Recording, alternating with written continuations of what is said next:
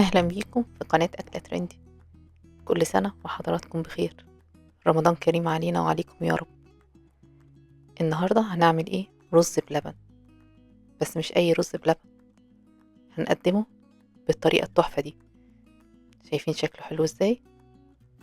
بالمانجا والفراولة وكمان السخن اللي في الفرن. شايفين شكله ما شاء الله. هنعمله بطريقة سهلة جدا. يلا بينا نبدأ. أول حاجة هنجهز الرز بلبن. هنحط 10 كوبايات من اللبن على النار.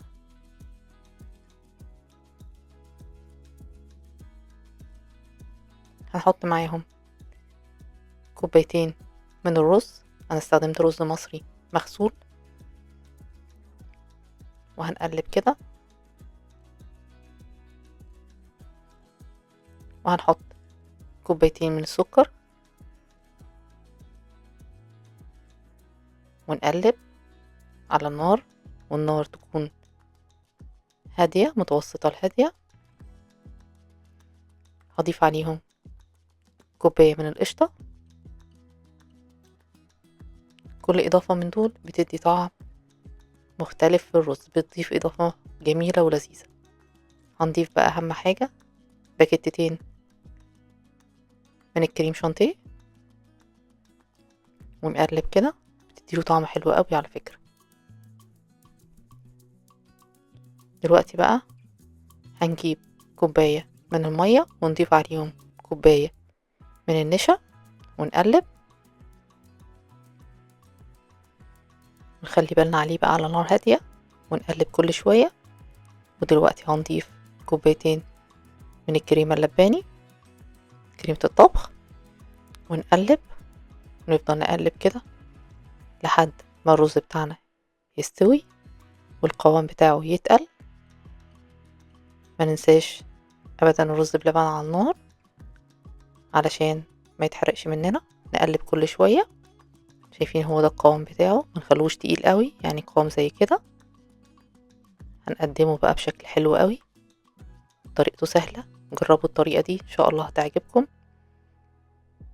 اهم حاجة ما نخلوش يتقل على الاخر عشان ما يبقاش الرز بلبن بعد كده هيجمد ويبقى طعمه كده مش حلو.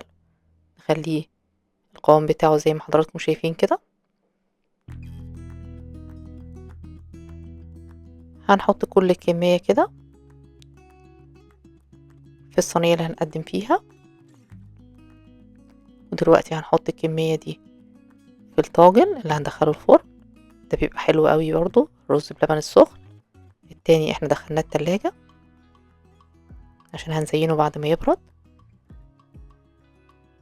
الطواجن دي بتبقى حلوة بقى، بتتاكل كده على طول. دي بقى هندخلها تحت الشواية، مش محتاجة تدخل الفرن ولا حاجة لأنه مستوي وكل حاجة. كمان هنغرف ده، هنقدمه كده بشكل حلو بالمكسرات. نعمل كده أشكال جديدة في الرز بلبن هتخلينا نحبه أكتر. هتشوفوا معايا في الفيديو شكله حلو، وهتجربوه إن شاء الله وهتلاقوا طعمه لذيذ جدا. ننضف كده، نخلي الحواف بتاعته نظيفة.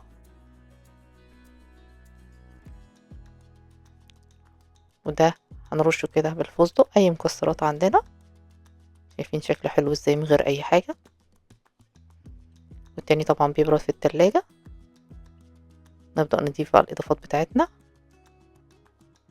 أول حاجة هنستخدم كوبايتين من الفراولة. أنا مستخدمة فراولة مجمدة. ومعلقة من السكر في طاسة على النار كده. ده عشان أجهز لا الصوص اللي هنحطه فوق الرز بلبن. ونقلب كده لحد ما يبدأ الفراولة كده تستوي شوية معانا. وهنضيف عصرة ليمونة كده أو نص ليمونة ونقلب.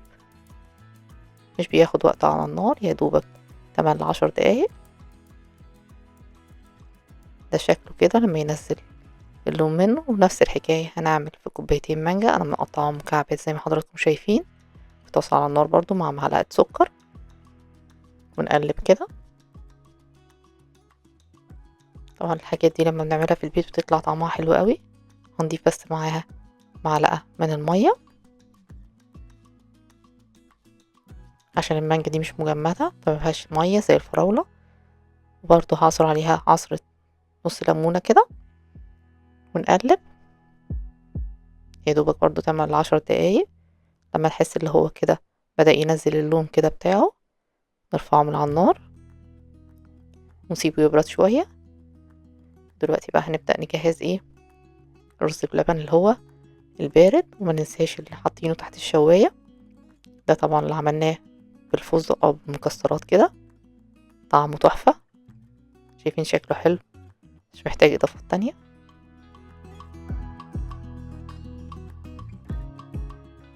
طلع الاول اللي تحت الشواية شايفين شكله لسه طالع من الفرن سخن ازاي. انا رشيته كده برشة فستق يتاكل على طول كده وهو سخن طعمه لذيذ جدا وهتلاقوا طعمه مختلف عن اي رز بلبن جربتوه قبل كده. انا متأكدة ان شاء الله اللي هيعجبكم. جربوه كده وقولوا لي ايه رأيكم انهي واحد عجبكم اكتر.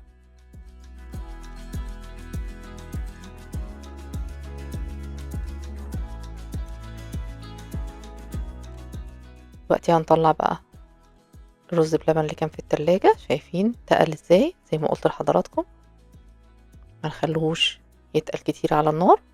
دلوقتي هنحط شوية بقى من المانجا دي الجميلة دي ولما بتبقى فريش بتبقى حلوة قوي.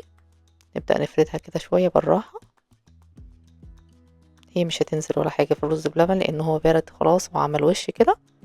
نحط الباقي بقى الفراولة. شايفين الصوص اللي نازل منه حلو ازاي ولونه جميل. نغير كده في الرز بلبن اللي احنا بنعمله كل مرة ونجرب ده. شايفين شكله تحفة ما شاء الله. اوعدكم كده لما تعملوه الصينية هتخلص في ثواني. متنسوش بقى لما تجربوه ان شاء الله تكتبوا لي في التعليقات طلع معاكم شكله ايه وعجبكم ولا لأ. وما تنسوش تعملوا لنا لايك للفيديو وتشتركوا في القناة وتفعلوا الجرس.